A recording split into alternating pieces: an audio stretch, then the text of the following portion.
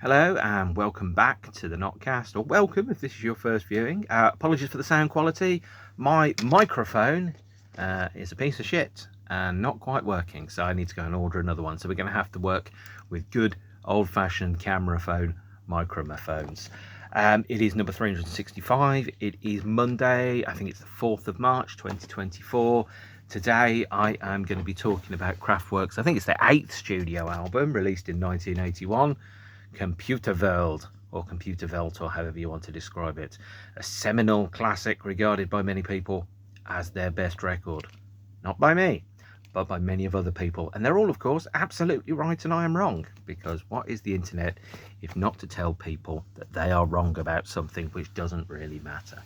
I have had a slight break in transmission. I went to Birmingham about a week ago. Saw a lot of people that I haven't seen since before the plague. Saw a band called Pop Lease itself that you may or may not have heard of. Hugged a few people.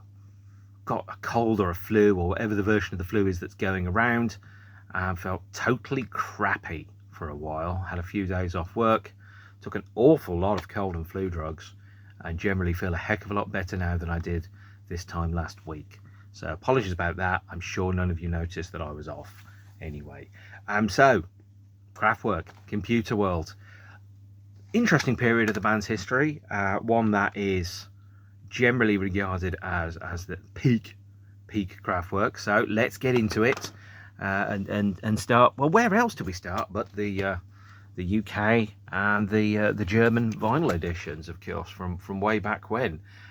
These are the UK and German versions of the album. As I've said before, the UK and German versions of the album are not only different languages, but often different performances.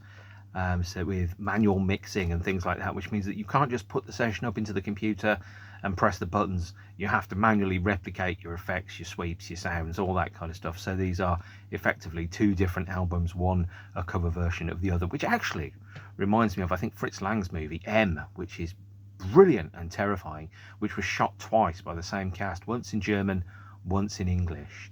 Watching the difference between the two is pretty interesting, to say the least.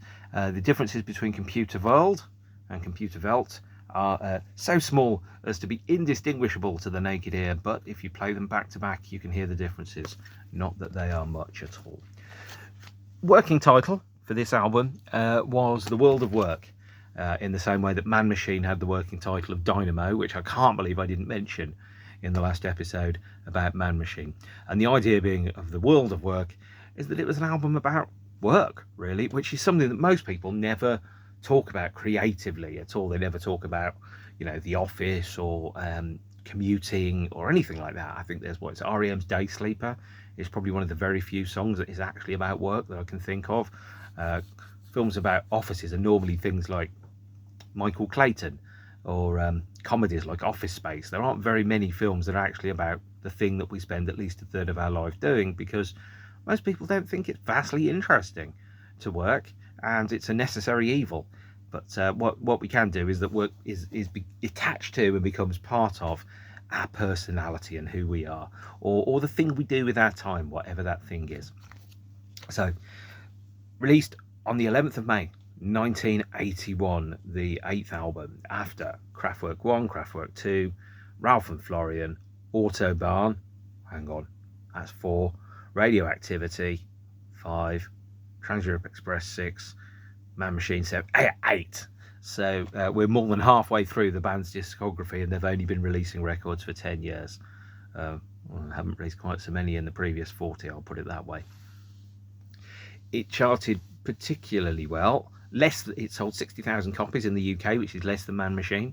Got to number, I think, 15 in the UK charts, number 7 in the German charts, primarily because Man Machine hadn't been toured. And there was a quote from Ralph which said, "We live in a computer world," so we wrote a song about it. So let's talk about the concept for this album. First and foremost, I think Kraftwerk did face a particularly unusual position, because when you're predicting the future, what happens when the future actually arrives? Do you appear dated, or do you appear inaccurate? Now, you think about films that were set in the year 2024, including, I'm afraid to say, A Man and His Dog, which is an awful misogynistic alleged comedy from 1974 that's set in 2024, which looking outside, not very apocalyptic out there just yet, but there's still time, but there's not very apocalyptic at the moment. And you think about, well, what happens when you get to the future that you've been predicting hasn't arrived, the way that you thought the world would pan out hasn't really happened. And when you plan for a future that never arrives, you automatically look outdated by the time the future does actually come. You'll get some things wrong, you'll get some things right. ComputerWorld is an album that reached into the future. It looked at the logical extensions of where we were going at the time. The idea that, as I think Bill Gates said, a Microsoft terminal on every desk. He wasn't far wrong with that. It's a futuristic concept about technology, about computers, power, industrialization, the world of work, how electronic brains would enable us to free up some of our more menial tasks to allow us to live in a world of entertainment, which of course we've got completely wrong, because now we've got AI that's going to create art whilst humans still do the washing up. What the hell happened there? It all went wrong. The future is now, and it's all going wrong, as Matt Johnson sang on Flesh and Bones, I think, in 1986. Man was onto something, but perhaps not quite as much onto something as Kraftwerk were. So the idea is we have a world that's connected by digital communication, not just computers, telephone calls, modems, fax machines. All of these are in the mix at this point. The revolutionization, is that a word, of popular music with the invention of the Sony Walkman and the CD player just around the corner. And even though the album was completely created on analog technology, there was a delay to its recording and release, which was caused by a complete rebuild and update of the band's studio in Düsseldorf, the Kling Klang studio. It was designed to be portable and designed to be on the road. So when the band played live in 1981, they effectively emptied their studio, put it all on casters and wheels, and drove it and flew it all around the world. So you saw the Kling Klang studio in front of your very eyes. I suspect that now the band's technology that they play with now is just one of many different versions of the Kling Klang studio that's effectively endlessly replicatable. But the studio was designed to be portable, designed to be on the road. It was largely designed by Wolfgang Flür, who is there on the cover, who I'm not sure actually plays on this record, but was a member of the band. He's credited with software on the 2009 reissue, and of course played with the band live in 1981 before leaving in 1987. This is an album that really kind of explores a reflection of the gap between reality and perception. So this is also, by the way, the first album where Kraftwerk have effectively ceased to exist as real, genuine humans, if that makes sense. So the cover art is all representations of humans. We have the four images of the four band members here. We have the four mannequins of the band in their standard kind of stage configuration there, which I'm guessing is Florian, Wolfgang, Karl and Ralph, only one of whom remains as a member of the band. And then on the inside sleeve, again, the four mannequins operating the computers and operating the various electronic equipment that they use for Pocket Calculator Live. There are no pictures of the humans that are members of Kraftwerk at this point.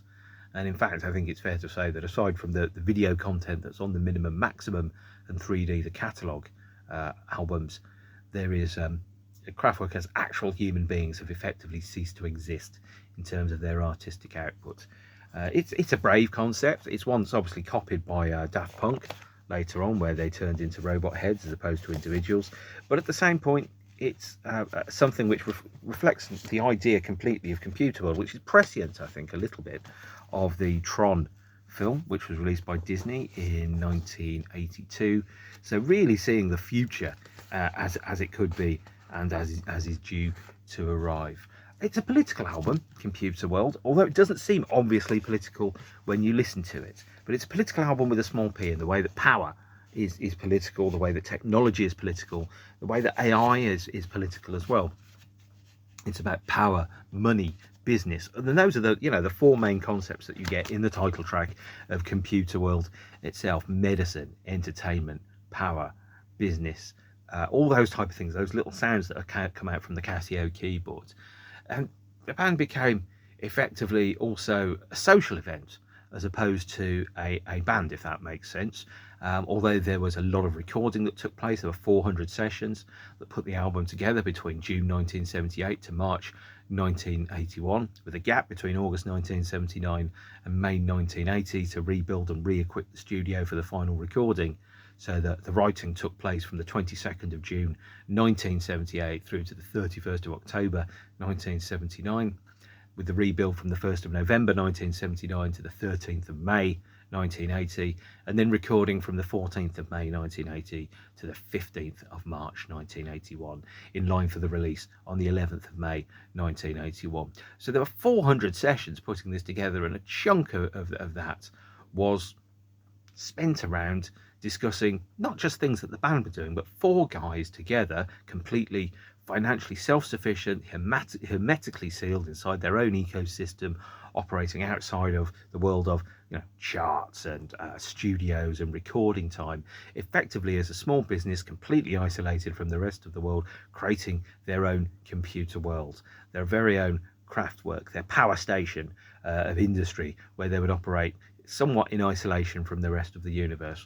And although the 4 band members became almost a social unit to an extent, so they spent a lot of time discussing film, technology, cars, bicycles. And around this time, by the way, spring 1979, Florian also got into buying really expensive bikes and cycling, which became pivotal in the band's future activity. That kind of interaction and cohesion between man and machine, between muscle and machine, which is simplified by the fact that the human is the engine that powers the cycle, so to speak, unlike the Dutch, who have little electric motors in their cycles. God bless the Dutch, I love them. And also the motorcycles and things that have horsepower as their unit of measure, I think is the technical way to describe it. So the band wrote all these melodies together, and in the book by Carl Bartos, The Sound of the Machine, the UK version of which is in a room over there, Carl's talking about how the band wrote the songs. So effectively, Wolfgang's role in the band changed. He was drumming live, and then those were sampled and looped. So they became loops which were used in the song. So technically he does play on the album, but I'm not convinced that his actual performances are heard. They're just sequenced and looped. And then he was designing the studio as a self-contained set of boxes. So if you look at the studio as it is, on the back of the album there, it's effectively 4 workstations with replicatable little roles and sections that sit within there that effectively exist inside sealed boxes, so you don't know whose computers or whose synthesizers they are. But I can tell you, thanks to the equipment list that's in the Carl Bartos book, Florian was on a Prophet 5, Carl was on a Korg PS3-100 with add-ons built by Wolfgang and extra customization. Florian was also on a Bode shifter and Vortrax synth. Ralph was on vocals and other keyboards, and Wolfgang did percussion, boxes and all that type of stuff, as well as designing the studio. Really interesting stuff, although of course if you look on the inside here, on the original release, it will tell you that hardware is by Matten and Wechsters Bonn, Peter Bollig, Mr. Lab and Friendship Berlin, etc, etc. There was very little credit, so the 4 members are just credited as Ralph Hutter, Carl Bartos, Wolfgang Fleur, Florian Schneider, Kling Klang Studio. So there you go. It's a brilliant record, actually, and I've just talked about technical stuff. I haven't even talked about how good this album is. So as a concept album, it really did see the future. The idea of buying this on a chunk of vinyl and listening to it, it felt like you were listening to the sound of the future, which probably should have been the name for a Kraftwerk album, but isn't. It was a song or an album that felt like it was a complete symphony. Think about the melodies and the textures and the production and the sound that the band had. For me, at least, it feels like it's an electronic symphony, where you have refrains and repeats, motifs that appear across songs, lyrical ideas and concepts, and starting off with ComputerWorld, then Pocket Calculator, Numbers and ComputerWorld 2, and then side B, Computer Love, Home Computer, and It's More Fun to Compute. These are songs where effectively the songs precede the other songs that are variations upon themselves. So actually, you think about it, it's what, 7-track album, but realistically it's got 5 songs on it, and to make 5 songs into a 34-minute album is pretty good, nearly prog, but at the same point draws everything together, so it feels like all the songs are part of one big long song that's all stuck together. So the first song on it, ComputerWorld, which was released as a 12-inch single in Germany, slightly remixed. I don't have that. That's the only Kraftwerk single I don't have in some form, on the grounds that it's always really expensive and it was never released in the UK. It's a song that foretold social media, data mining and data harvesting, the use of joined up technology, the fact that there was nowhere to hide, the fact that you had all these elements which together created a single information ecosystem, by which point any bit of information could be accessed at any point in time. Obviously, the endless idealism of the early days of the internet was transformed by the idea of putting things behind paywalls, web links becoming rotting and effectively becoming dead, and digital decay over time. I mean, for example, you try and find a GeoCities site now, they don't exist. And then you think about other things like in the early days, Yahoo groups, forums, etc. There's all this link rot that's corrupting our understanding of history. I tried to look on the David Bowie site recently to see if I could find the announcement about his death. Couldn't find it. But I'm pretty sure he's still dead, guys. And then you kind of go, well, the ideal of having all that information together in one place is pretty exciting. And the lyric to ComputerWorld kind of joins together, FBI and Scotland Yard, KGB and BKA and MI5 and all that type of stuff, and the idea that they're all together, control the data, memory. It's a song about the way that we will have all this information about absolutely everything. You don't need to rely to go to a library to find a book that's got a physical copy, to find a bit of data that maybe the author has decided to include in there. It's all there. You just have to look on, Kraftwerkipedia or whatever it's called to find it. And it's a fascinating song because it predicted the world that we were about to live in, and it was so accurate, it was scary.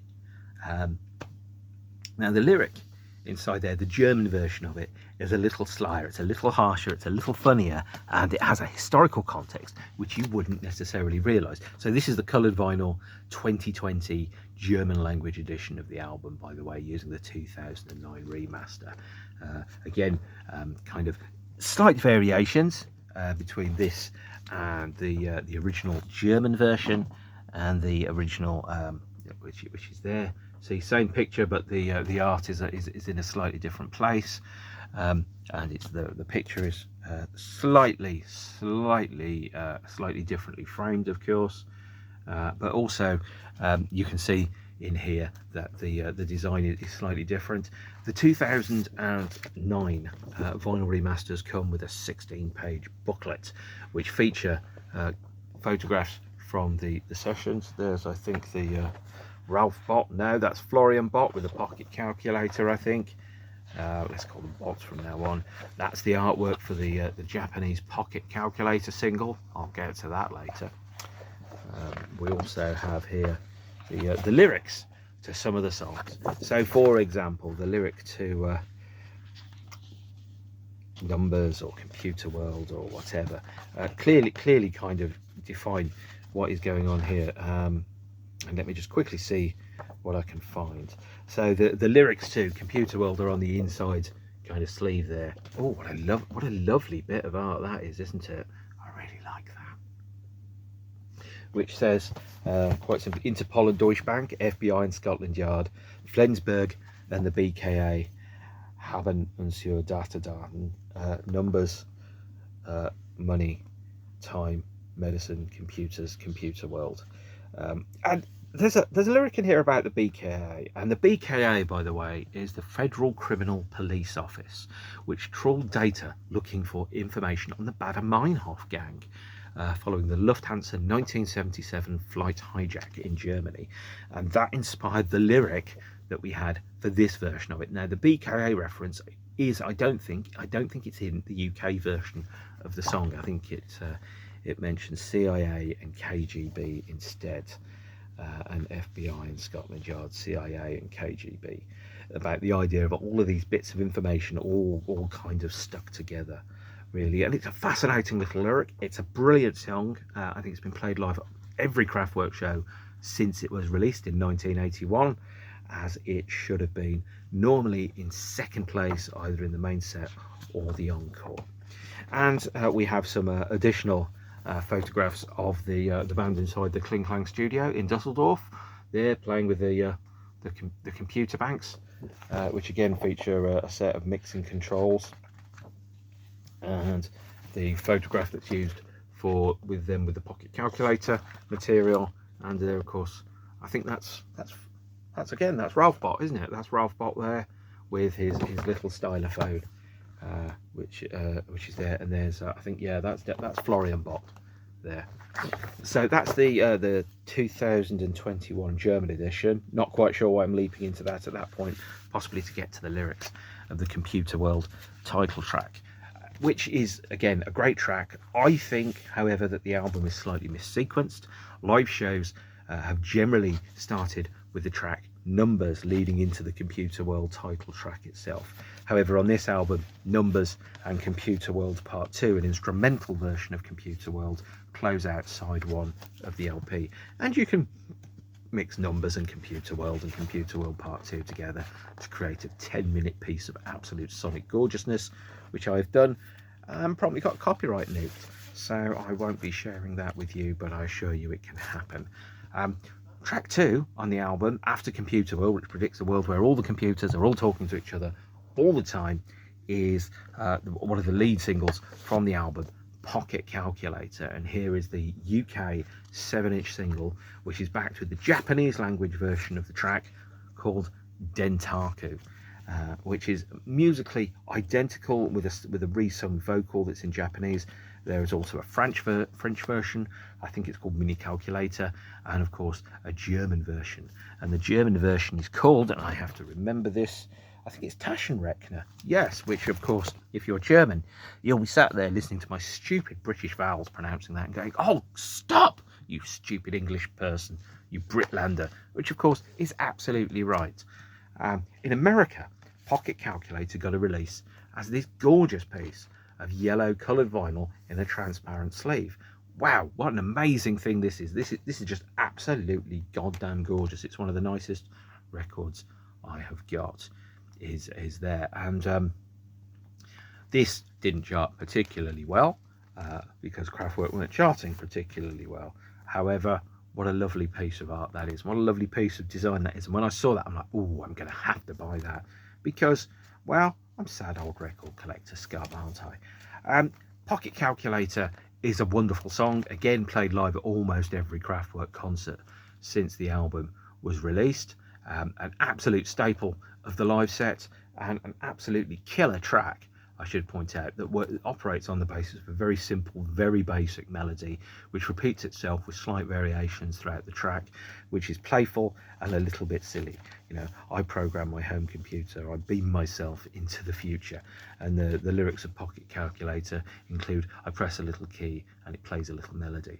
The sound, by the way, of this is the sound of a Casio Texas calculator, a speaking kind of calculator, which is also used in ComputerWorld and Numbers as well. So the idea that the band were using music concrete, industrial found sound that already existed, pieces of technology, so you could listen to it and you could hear in the context of, for example, if you had a Casio calculator, there was a speaking calculator, you could hear the noises on the album.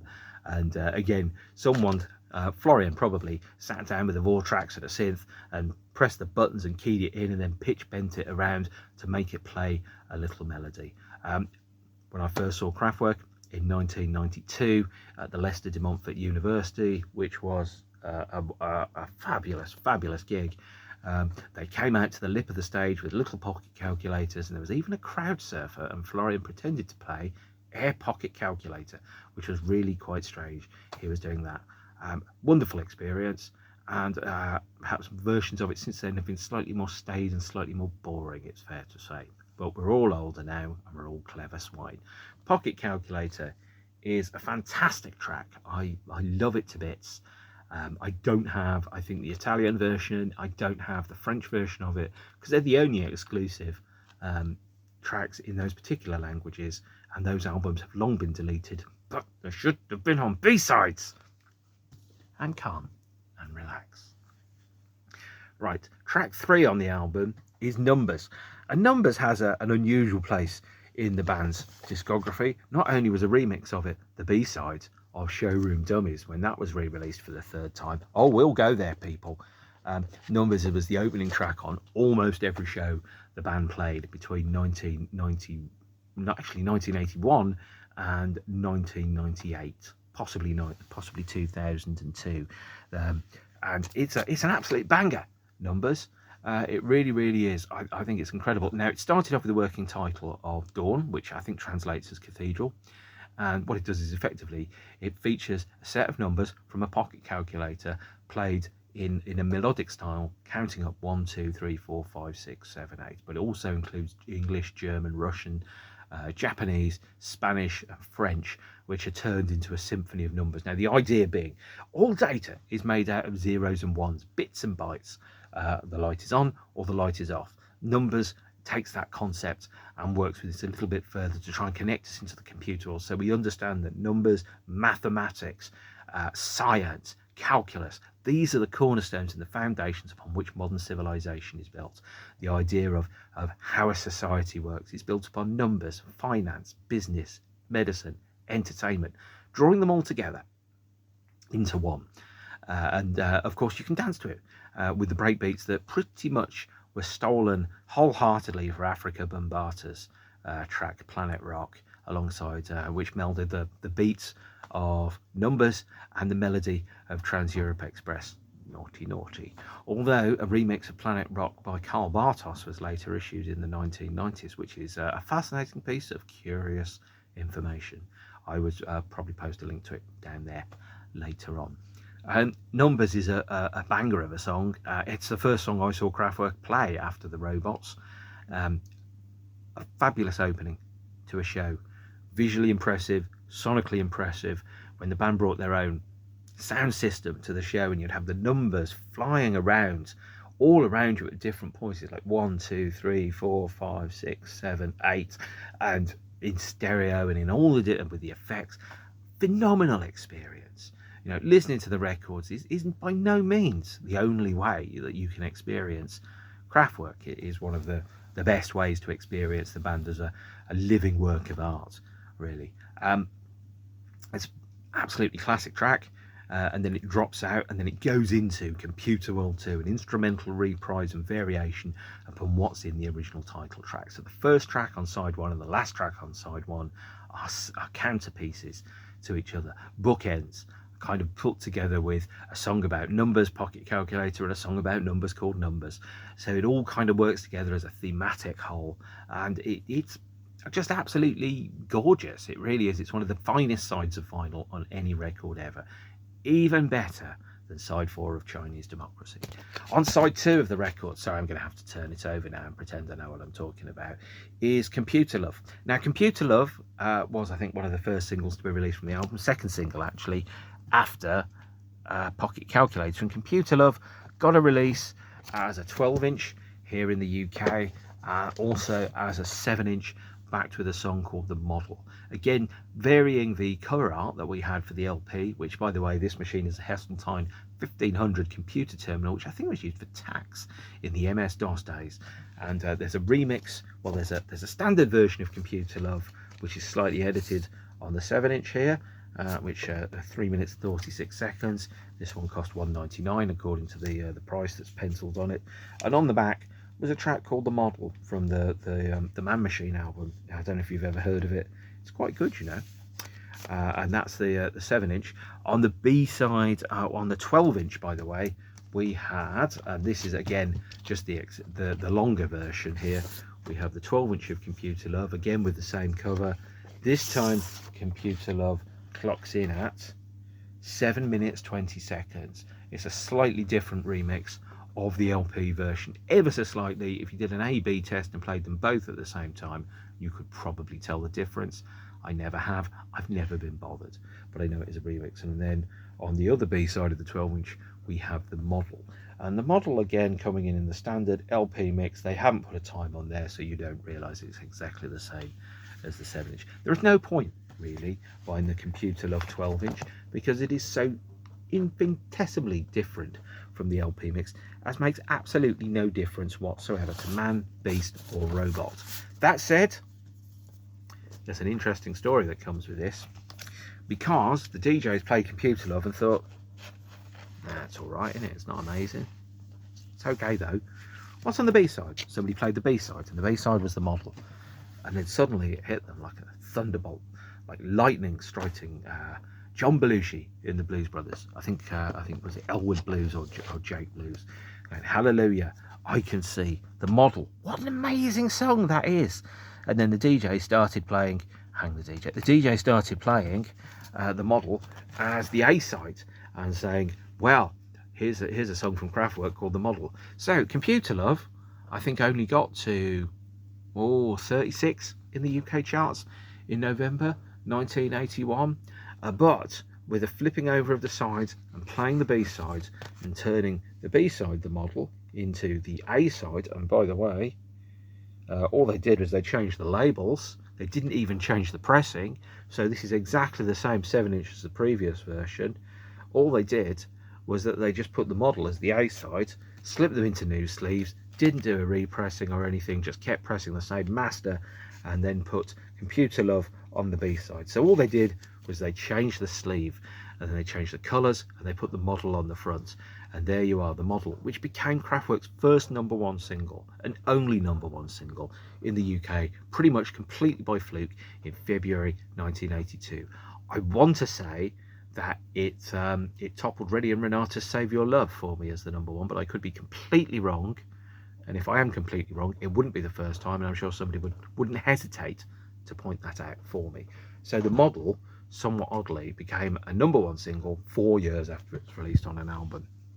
And of course, not just 4 years after it was released on an album, but about 6 months after Kraftwerk had played the UK. And so they didn't come back on the back of it and release any live shows or do any live shows. They just had a #1 single, which was performed, frankly, in absentia, with the video doing pretty much all the heavy lifting.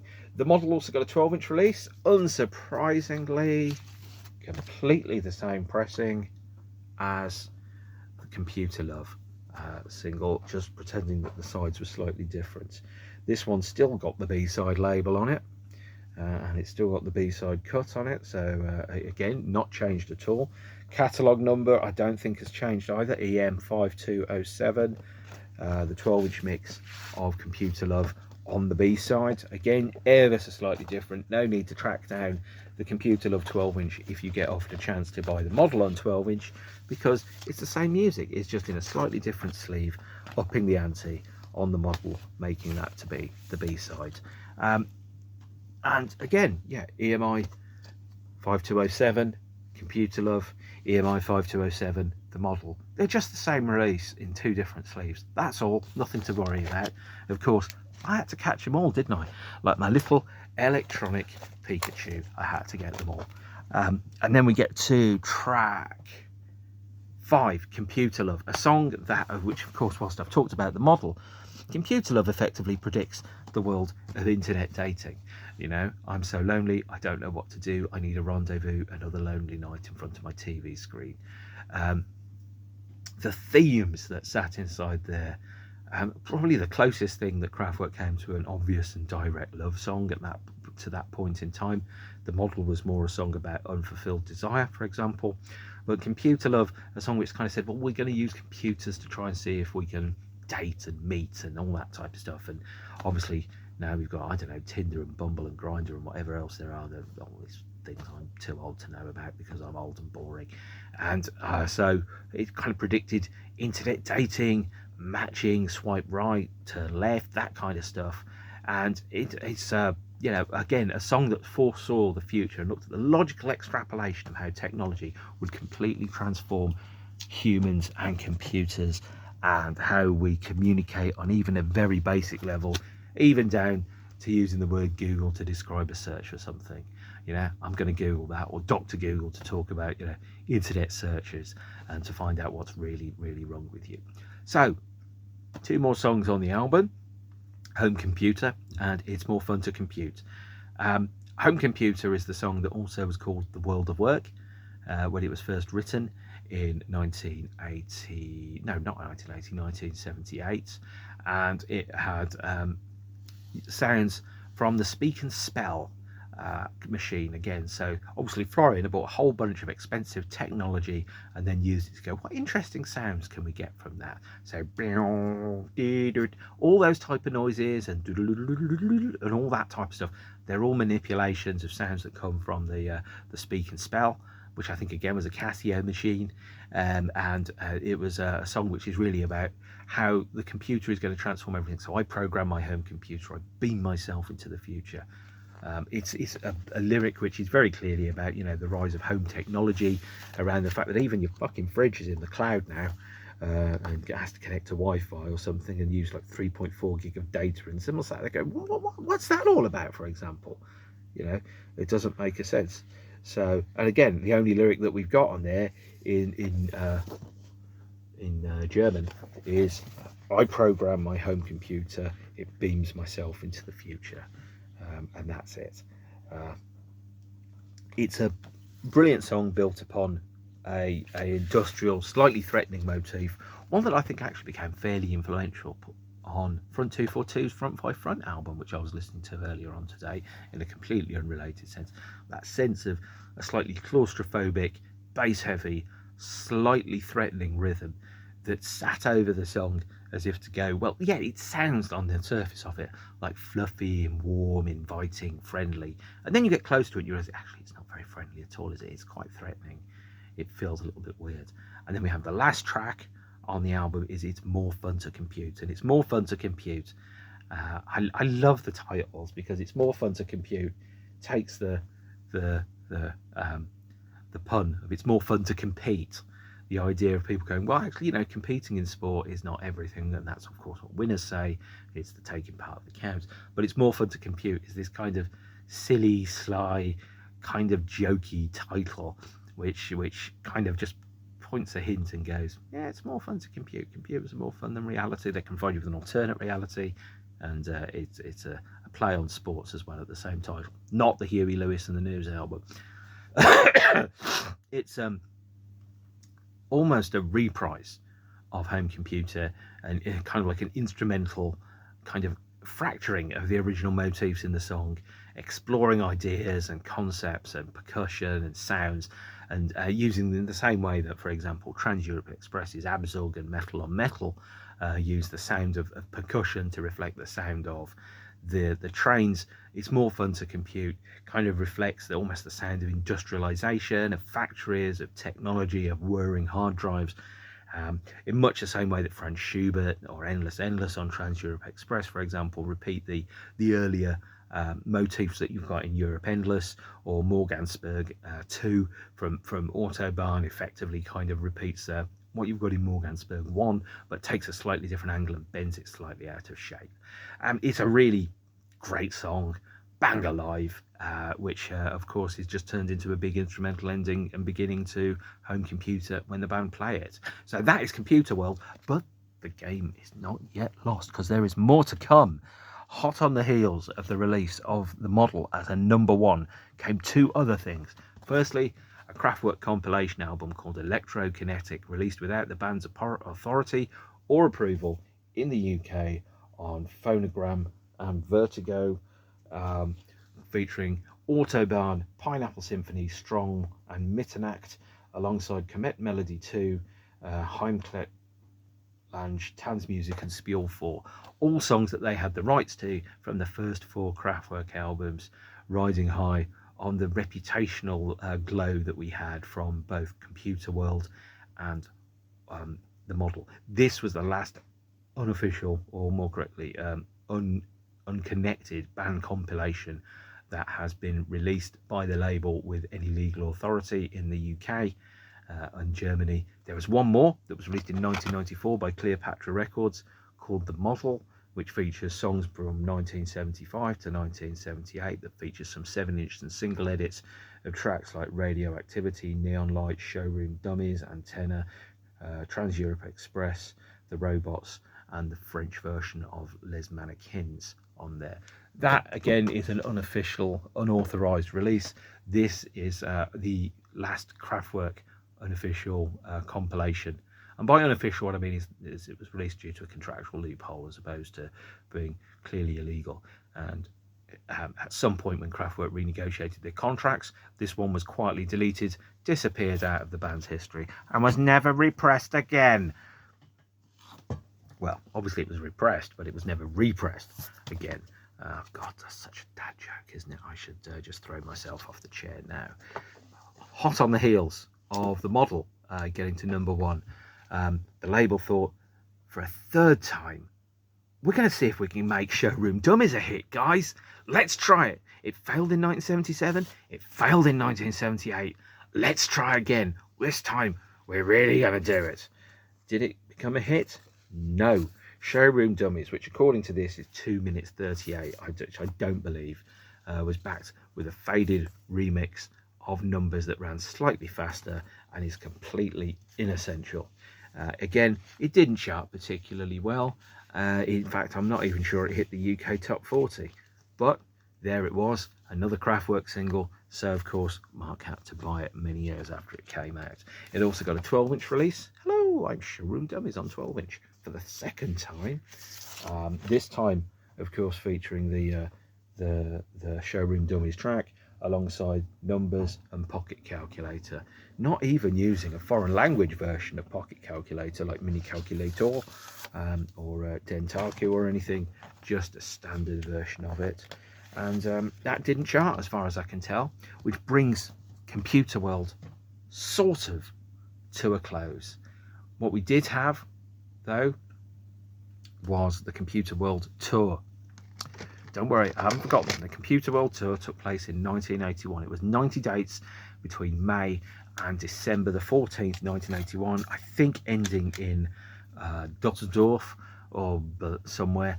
And this was the last time that the classic 4-piece Carl, Wolfgang, Ralph and Florian played together on stage. The next time the band toured in 1990, they'd have a different lineup, and by 1991 they'd have a different lineup again. This was the last time that the classic 4-piece, the Techno Beatles, played together on stage, taking their Kling Klang studio out and performing pretty rigid set lists. This is an unofficial recording, or more correctly, a radio broadcast of a show in Tokyo on, I think, the 8th of July 1981, could have been the 9th of July, with a total playing time of around about 75 minutes. It features the songs Numbers, ComputerWorld, Metropolis, which is on here, Home Computer, which is Computer Love, The Model, Neon Lights, Radioactivity, Uranium, Home Sweet Home, Autobahn, Hall of Mirrors, Showroom Dummies, Trans-Europe Express, and then 2 encores of Pocket Calculator, The Robots, and It's More Fun to Compute. Was the standard set list that the band played at pretty much every show. And Carl played bass on ComputerWorld, Home Computer, The Model, Neon Lights, drums on Autobahn, bass on Trans-Europe Express, and bass on It's More Fun to Compute. This radio broadcast does not feature the full show. There is not one circulating full-length soundboard recording from this tour, so this features Numbers, ComputerWorld, Computer Love, Home Computer, Neon Lights, Autobahn, Showroom Dummies, Trans-Europe Express, The Robots, and It's More Fun to Compute. And whilst I, of course, shouldn't be recommending unofficial releases of live shows, if you are going to get a classic live album by the classic 4-piece Kraftwerk, this is probably the definitive one to get from that period of time. It's a great show. Listened to it last night when I was in bed feeling poorly and sorry for myself. I turned left too quickly and pulled a muscle in my back, because that's what happens. If I was in Lethal Weapon, I definitely would have said, I'm getting too old for this shit. Yes, so that's a great live show, well worth recommending. It's almost definitely on YouTube, and I will post a link to a recording of it. There was also a radio broadcast from, I think it's Utrecht, which is fun and interesting to hear and listen to.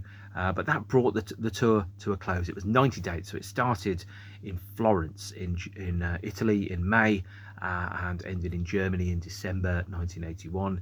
There were 4 video screens, one behind each member of the group, which repeated the visual identities that we had in the films that we had for all of the tracks that the band were playing live.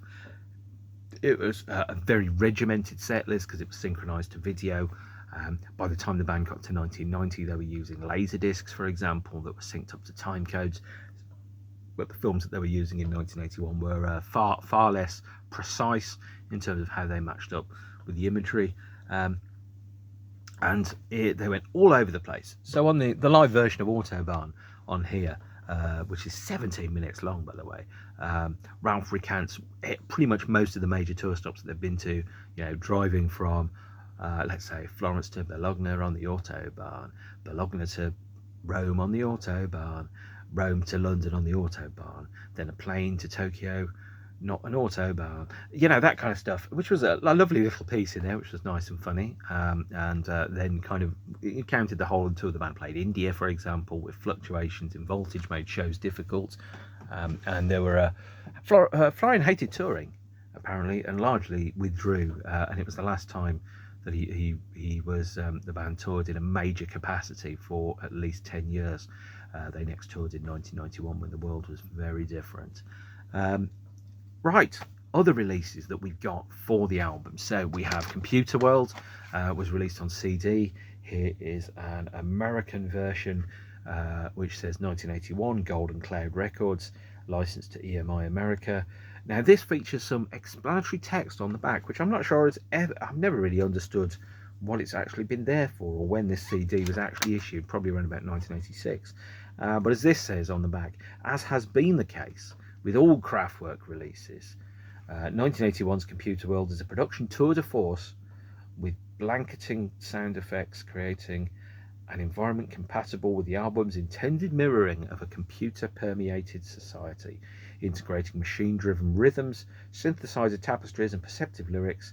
Kraftwerk demonstrates why it has been a major musical influence since its 1975 hit Autobahn, which I'm pretty sure is not on the German language version of the CD here, which I bought from Amazon in 1997, amazon.de. And again, this is the German version of ComputerWorld. Very similar in many ways, but with the actual back cover on, as opposed to a bit of yellow and a bit of explanatory text telling you how you really need to buy and own this particular record. The releases of ComputerWorld on CD were variable and unofficial.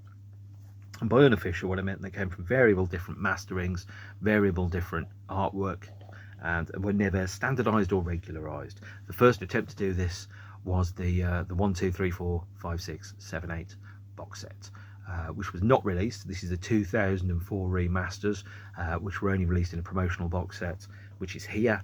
And this presented the first time that there was an attempt to regularize and standardize the band's body of work. I've shown you some of the previous contents of this, but I will also show you, for example, this is the ComputerWorld disc, Kling Klang Digital Master from 2004, featuring the album as was, 7 tracks, copy protected because everyone loves copy protection, and presented in a small clamshell box. I really like this set. It is extremely minimal, it's very small, it was never commercially released, but it presents a unique Kling Klang approved mastering of the album that has not been commercially available. Then of course 2009 saw the remastered reissues of the albums on vinyl and CD and in the catalogue box set. Here is the German language 2009 remaster presented in 2020's coloured vinyl with a 16-page booklet. This was successful, as the whole of the 2009 session and sets were, in presenting the band's body of work in a complete and unified fashion without any artistic compromise, or perhaps making sure that all of the materials that were provided for the printing and issuing were correct and right. This version was released on coloured vinyl, and I'm a sucker for coloured vinyl. You know that, black's a colour, I love that colour too. But this comes in a format appropriate bright yellow. Always looks lovely on my turntable when it spins around in the summer. Now you'd have thought, that'll be the end of the ComputerWorld story, and you'd be almost definitely correct, but for one unexpected release in 2021, a cover-mounted coloured vinyl 7-inch single, the first time home computer was issued as a single anywhere in the world, this time on spiffing yellow vinyl, which was cover-mounted with a German magazine called Music Express. This features an exclusive remix and 7-inch edit home computer, which was then used to promote the band's 2022 remixes album, which is effectively just a bunch of remixes which appeared on 12-inch singles and 7-inch singles. This is, of course, completely useless and unnecessary, but I had to buy it because that's the kind of guy that I am. That is ComputerWorld by Kraftwerk, an album that is fair to say changed a great many people's lives. It expanded an understanding of how the world worked. For me, at least, listening to it now, it feels as important in the cultural lexicon as Fritz Lang's Metropolis, as Star Wars, in shaping and guiding how we saw the world, how data and computers and information were going to put everything together and create a new economy, a new information and ideas economy that we had to participate in and be part of, around how social media was going to transform the shape of the world, around how dating was going to be turned into an algorithm, about how business was going to be turned into a spreadsheet, about how pocket calculators and numbers were going to shape the face of the world, and about how home computers were going to transform everything. It was almost as if we had the industrialization of thought, which is what ComputerWorld is. We were living, and we are living, in a world where there is a computer in near enough everything on the planet in some form or other, each of which is more powerful than the computers which took man to the moon. And ComputerWorld is about how the man and the machine came together to create a world where computers were actually another life form on the planet. Not yet sentient, despite what the Terminator movies tell you, but important in helping shape the world that we live in today. So, longer than the album by a staggering 18 minutes, 52 minutes or so of me talking about a 34-minute album. If you've made it to the end, fantastic. Thank you for watching, and I will see you all soon. If you've switched off before then, doesn't matter what I say because you aren't watching it, but if you are, thank you very much for watching, putting up with the gap in transmission whilst I felt sorry for myself and full of lemsip, because I am not a robot, I am a human being, and robots don't get colds. Although the 1977 Doctor Who annual, which I read when I was 4 years old, did tell me the common cold was invented by the Daleks in 1960s to try and put mankind on its knees. They thought they'd created a biological weapon that would kill us, but it didn't. It just merely made us poorly and sniffly. So you have the Daleks to blame for the common cold, and that is how they are taking over the world, one nose at a time. See you later, geeks, freaks and uniques, and take care of yourselves and each other. Stay beautiful. Bye.